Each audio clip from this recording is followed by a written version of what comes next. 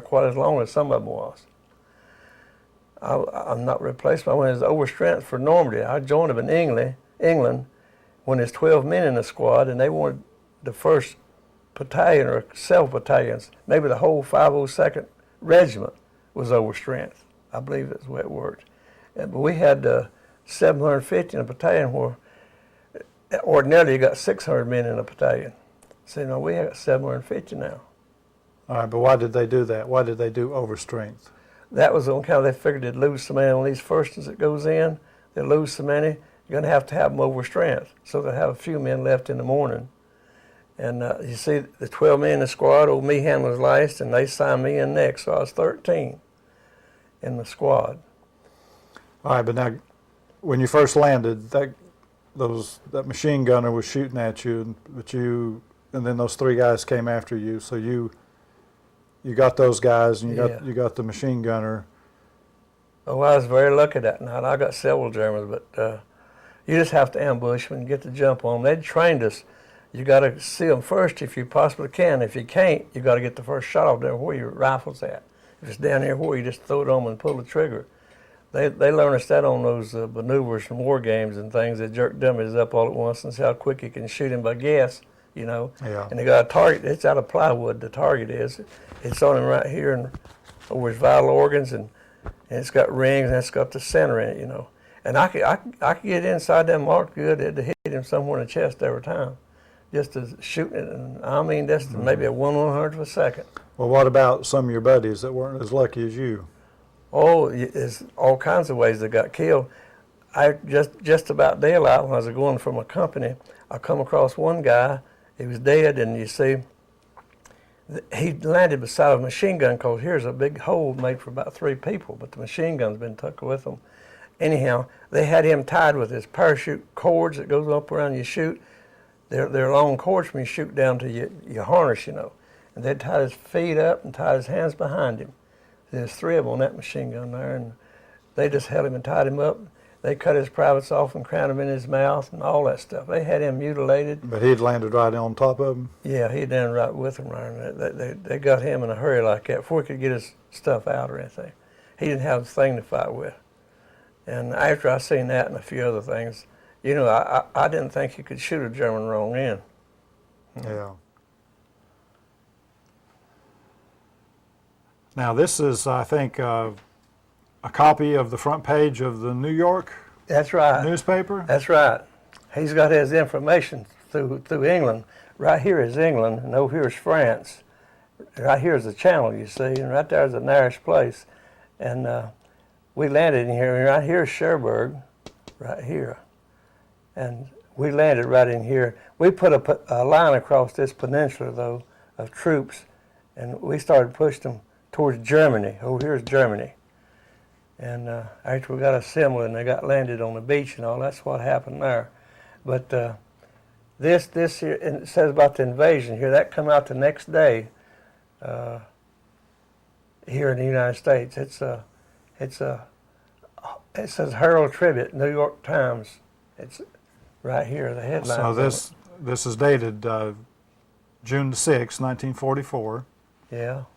But now it says Montgomery was leading the...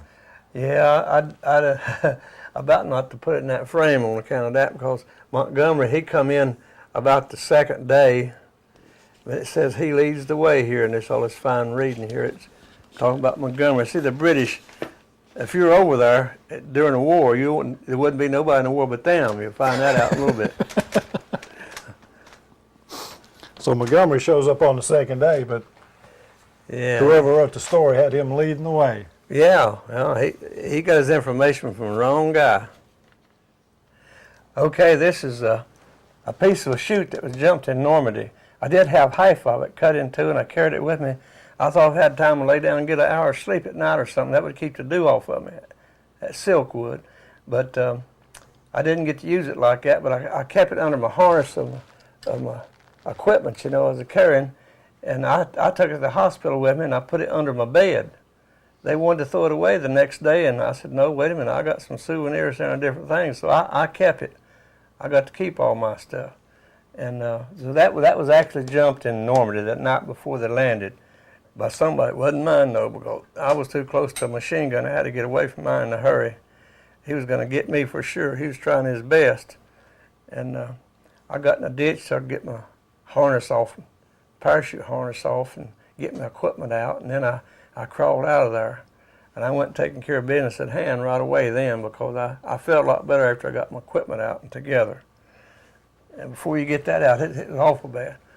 Now these up here is some medals from different countries. And this is a patch you wear on your jacket. 502nd Parachute Infantry Regiment. Here's your 101st Airborne insignia. This little book here is about Eisenhower's speech to us right before we went into combat. And this is a school patch here. When we went through jump school, that's what you wore down there. And that's your wings, your qualifying jump wings when you get qualified. And here's some ribbons. This is a European Theater of Operation ribbon here. And it has 4 bronze stars in it. And it has a bronze arrowhead for spearheading troops. And now you get one of these bronze stars for every major battle or invasion. So I've got 4 of them. And over here, this is a Purple Heart and a Bronze Star. And here's your Combat Infantryman badge. This is Presidential Citation. Now I got 1 cluster in here, but I got another one I never did get. But I'm supposed to have 2 clusters in that one. And this is the first little medal I ever got right here. It's when I was in basic training, I made expert marksmanship on the rifle range, because I was born and raised in the country, and I loved the rifle, and I could really shoot them little 22 rifles. I could go squirrel hunting with one of them or anything. So I had no problem with qualifying with a rifle when I got in the Army. And this is a little patch you wear on your cap. You see it's blue and white. Blue represents infantry. Now if it's red and white, it'll be artillery. Now if it's yellow and white, it'll be cavalry. So that's the way that works there. And I've got several medals. It's not on here. I've lost some, and my Bronze Star, that's the big metal part. It's in a box, and it's inlaid in 14-karat gold. That's why a lot of people like them. They know it's got some gold about it, and they'll steal them. They're laying out in the open somewhere, and they'll get them. So mine got stolen in a museum. I had all this stuff in a museum, let them show it off for about 2 years. So your Bronze Star got stolen? Bronze Star and the Purple Heart both. The big thing got stolen. It's in a box. It's a nice box, velvet, soft, nice. It's a pretty box. Yeah. And that big medal's in there. But these little ones represents it. Like right there, that represents the Purple Heart, and that represents the Bronze Star. And it's on my discharge. Now you got the Purple Heart from being wounded? Yeah. Now why did you get the Bronze Star? We're going beyond the call of duty. You have to go beyond the call of duty before they give you anything. They told us before we went into combat, you think you can go over here and France somewhere and shoot a few Germans and get you a medal? I said, you're wrong. They said, you got to destroy an awful lot of Germans if you get a medal. All right, so what did you do? When they cited you for that Bronze Star, what did they say that you did? It says we're going beyond the call of duty. And what did you do? Oh, I wasted a lot of Germans. I carried a Tommy gun in Normandy most of the time. All the time I was in there about.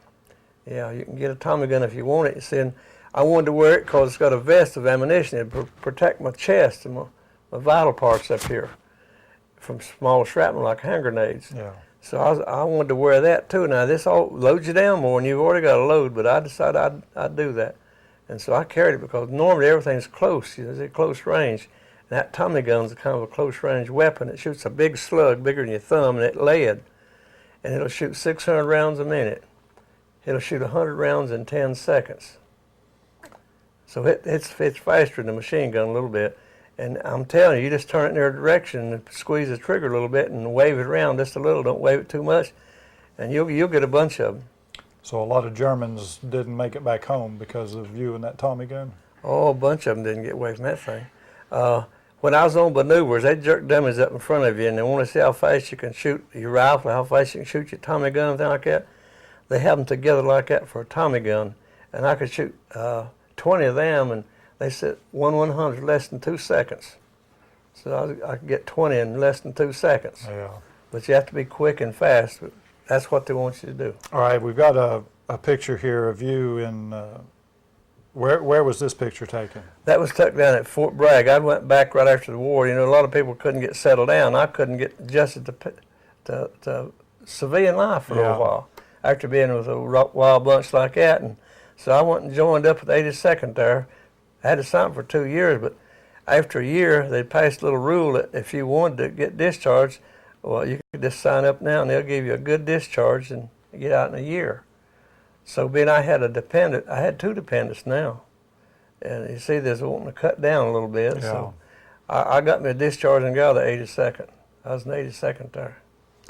So you had a little problem adjusting to civilian life after you came home? Oh yeah, you know them Vietnam guys said they had Vietnam syndromes. I don't know what kind of syndromes I have, but you just been with a wild bunch so long, you know, and the first time you go to town, you might not come back for a week or 10 days, you know, and they're expecting you to come back maybe that night. And you just get out and get to partying like you did when you was on leave in the Army. Yeah. It's exactly what you do. All right, now when was this picture taken? That picture was taken in 1943 out in the spring of 43 in Texas. I just got out of basic training in the infantry division. That's the Black Hawk Infantry Division, or 86th. And I took it in a rifle company. I done pretty good in a rifle company. And I volunteered for the paratroopers out there just because I got my basic training. And they won me like that. I had a good record on my firing range and everything. And so, but they said you'll have to take basic training in heavy weapons so you can handle anything. And they had some other training they want me to take too, bazookas and machine gun, different things, so I could handle anything. The paratroopers did. So I took all the training that they had while I was there. Yeah. And that's where you get in the special forces, when you take the extra training. All right, now you've got a display right over here next to you, and I think what we need to do is get over there so we can open that thing. So hang on just a moment. Let me get over there. All right, now, Warren, you've got a display that you've made here. Now, what's the significance of each of these things in here? This over here is from France. I had one in Belgium over here, but it come unraveled. It's a photo gear, they call it. It's a award, and they wanted to give us that for help liberating France, you know. So then I had one for Belgium, but it's come unraveled, as I say. Yeah. And they won't give any more of them. I don't know. I can't get a hold of them. Them over there, you see. And these things here, they was issued, just given to us to remember them places we was in. One of them was in Normandy, and the other was in Holland, where we jumped in, you know. Yeah. That's the purpose of them.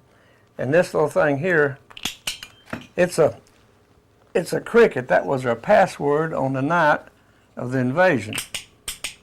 You see, we couldn't use no English language, or the Germans know for sure who it was.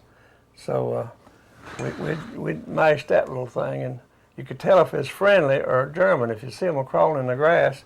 Because the first guy I run across, American, about an hour after I landed, he'd been shot through the jaws on the jump, and he was going to bleed to death, looked like.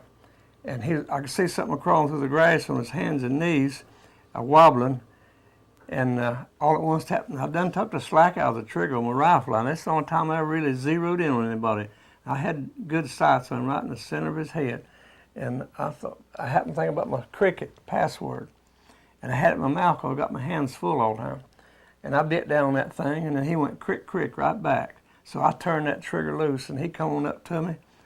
And he'd been shot through the mouth here and knocked all his teeth out and cut up his tongue. He couldn't talk, he just muttered. But I told him he'd better go on back down there where I landed, and I took him down there at a little old stream for a pasture was in, and he can get cold water there, and he might get that blood, the clot, and get it stopped from bleeding. Yeah. If you don't, you're going to bleed to death. And so that's where I left him, and his name was Kerr, and he was from one of those western states. It wasn't Montana, but I can't think right now where it was. But he made it out of there. I never see him or heard tell him no more till he got to writing into our newsletter some after the war's over, and heard about him then. He made it, but he's been dead now about a year. He died with cancer, and they let us know when somebody dies in them newsletters. We keep. All right, but that little cricket thing, that was to identify yourself as. Yeah, that was our password. So if you clicked that thing and you didn't get a click back, then you knew it was the enemy. It was a German. Let him have it. Yeah. And this belt buckle, that's a German belt buckle. I got it off of an officer.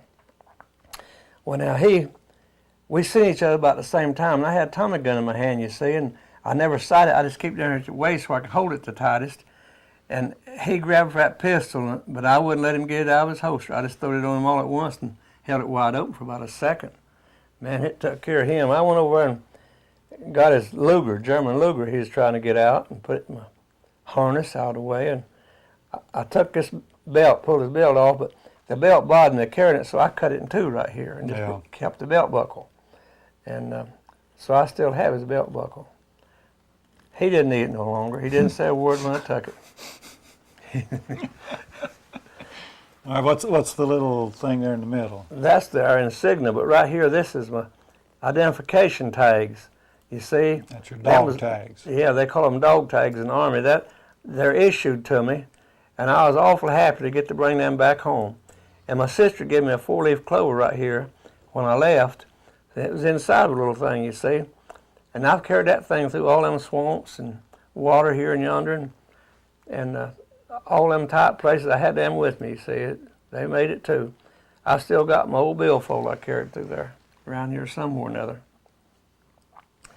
This just cut me eye if I was second Parachute Infantry Regiment, what that stands for. But that down here is some paperwork where I got some more medals. This is where I got the Bronze Star the first time. I got it twice. This is the first time right here. I just had it copied off of the original. The original is getting pretty ragged. It's old and it's fragile. It'll tear up real easy. Yeah. I had a copy made right there. Now, what did you get the second one for? For going beyond the call of duty. And if you got a combat infantryman's badge, anybody was entitled to one if you had a combat infantry badge, because they knew he was a combat man. Yeah. Yeah. There at last they issued it like that, but I done had it twice. I didn't get no more. All right, now, after 1945, when you got out, you said you had some problems adjusting. You joined the 82nd Airborne. Yes. I went home. The first time I went to town, I just didn't know when to go back, because I used to stay until my leave was over, you know, anywhere. And so I didn't go back home for 5 or 6 days and nights. Went back home. Well, my wife, she was crying. I just took her home and thought, well, I ain't going to put up with this, you know. I was going to do what I want to do. I was out of the Army now. Yeah. And but all this is a mistake to me, but that's what a young man will do. And some people says it's Vietnam syndrome was the reason why they was wild and kind of crazy when they come home. But they thought there's something wrong with me, my parents did, because I was altogether different, you see, than I was. But it was just I couldn't get settled down for a while. I'd been with a real wild bunch. I never did try to tell them how wild them guys was. What all they do, I just never did. So that's the way it went. But I finally got settled down, but it took me a long time. I joined the Army again. I got the choice of where I can go now, and so I volunteered for, it's a reconnaissance platoon. It's something like motorized cavalry. And they got motorcycles, and they got jeeps, and they got some weapons carriers, and they got a few trucks. And being I know right smart about a motorcycle, and I could ride a motorcycle good before I went to the Army. And I got to be a motorcycle mechanic right away. But you don't have to do nothing much to be a mechanic there. If there's anything wrong with it, you got to send them to ordnance, like how the motor worked on or something. Only thing I could do was just put the spark plugs in and adjust the brakes and things like that, and anybody can do that. So I had it made there. I didn't have to do nothing much, and I was a technician. I was a Corporal T5. I was a technician, so that way you don't have to pull no CQ, charger quarters. You don't have to pull that. You don't have to pull no guard duty. You don't have nothing like that. So I really had it made. I'd get that #1 motorcycle and put my road test sign on it and just take off. And sometimes I'd go so far I'd have to buy gas to get back, you know, just ride wherever I wanted to go. And I had a pretty good time because I kept the first sergeant. He had a little civilian motorcycle. He lived in Fayetteville. He's married, and he rode it backwards and forwards, and I kept it up for him. I'd put new brakes on it or cables on it and chains, everything on it, went and needed it. And so he'd just count me present or counted for all the time. Yeah. And I wouldn't get back till dark sometimes. And I soon found out when they said I could get an early discharge. I said, I'm getting out of this place. I'd said when I was overseas, and was coming home.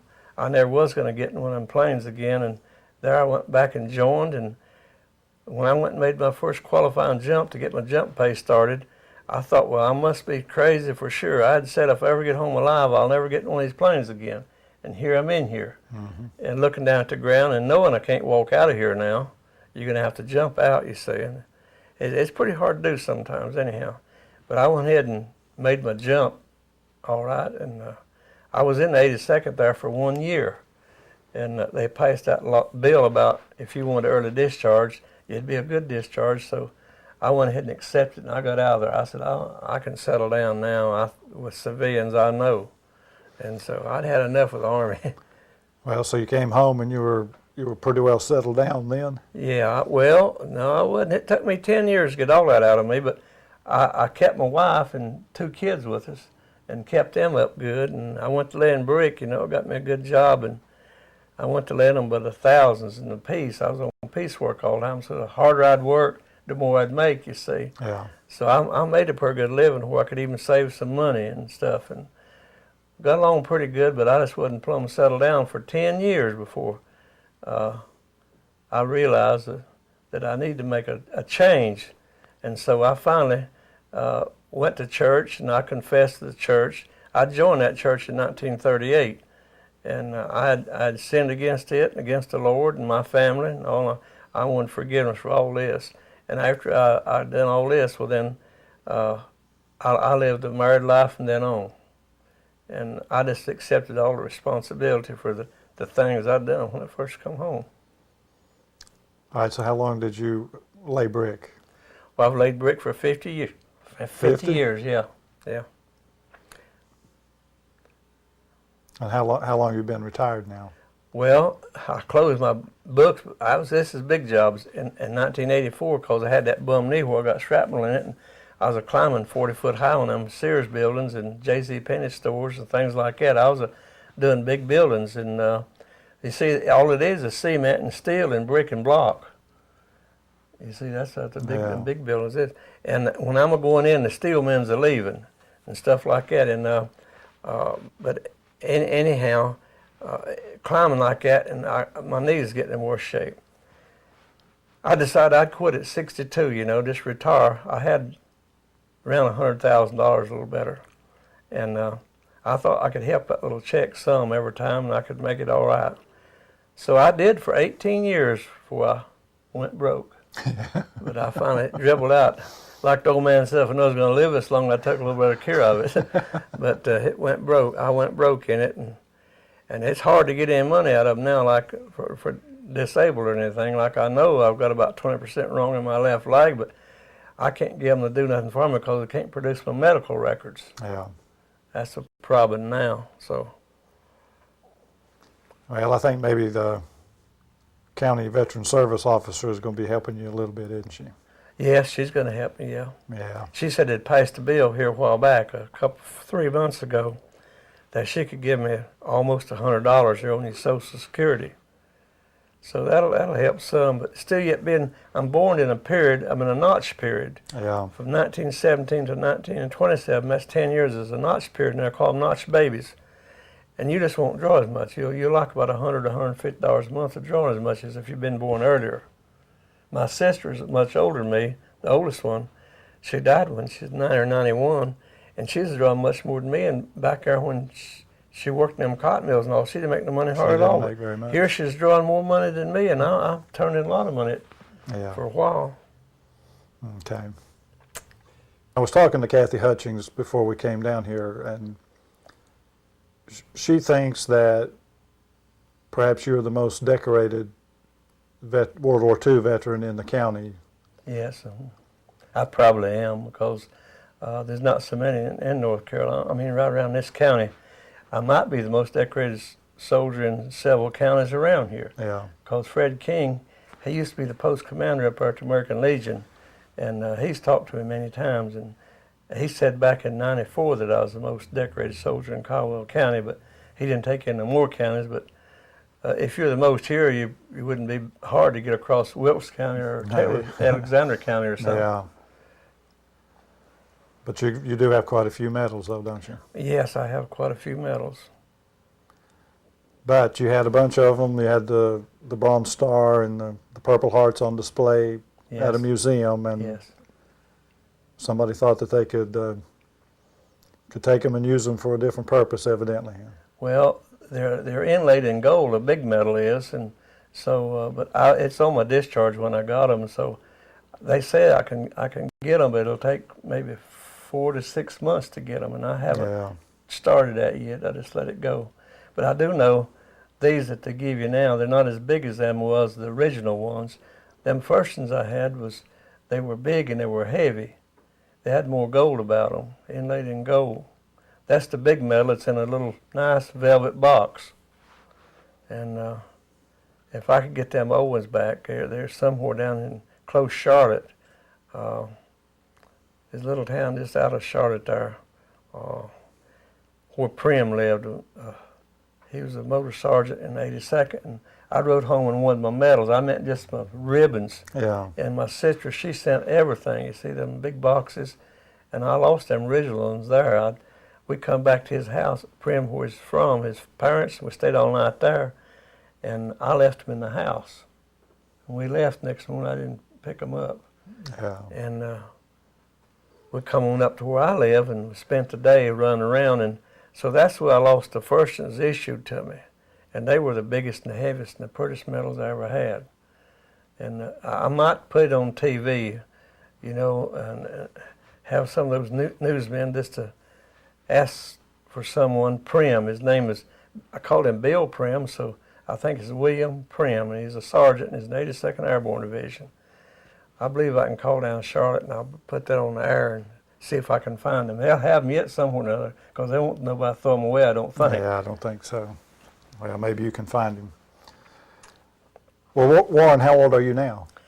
I'm 80 plus. I was 80 in October, Uh-huh. so I ain't been 80 so long, but I'm 80. Yeah. So you're just young 80. Well, the doctor says I'm in good shape right now. I go to the VA hospital for checkups and different things, and he says if I kind of take care of myself, I ought to make it 20 or 25 years.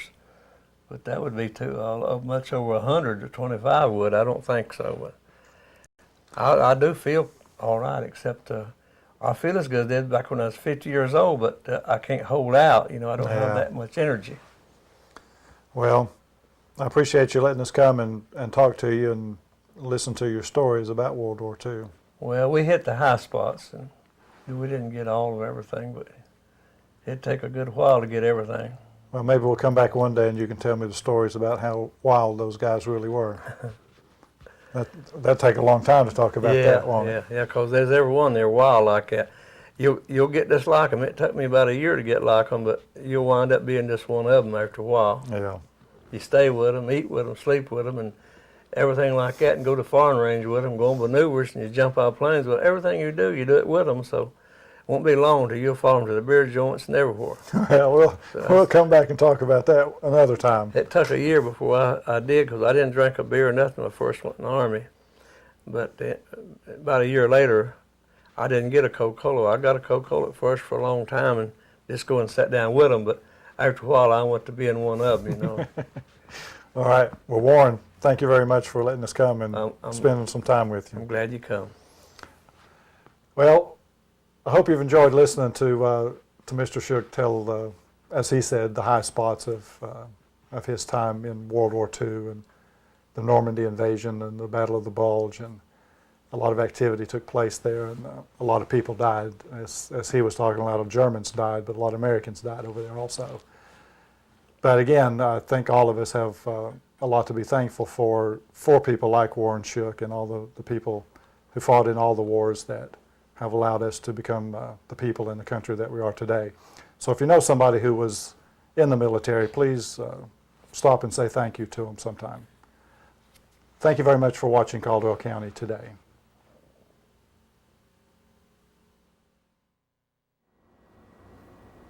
Well, I hope you've really enjoyed our discussion we had with Warren Shook. Very interesting discussion of his escapades in World War II. But if you think about it, and we've intentionally put this flag on the wall behind us, because actually if you think about it, Warren jumped out of this airplane in 1944 it was only in 1903, merely 41 years earlier, that the Wright brothers put us on the path of flight as we know it today. And we have this flag on the wall behind us because we've just recently received this flag commemorating the 99th anniversary of the Wright brothers' first powered, heavier than air flight at Kitty Hawk.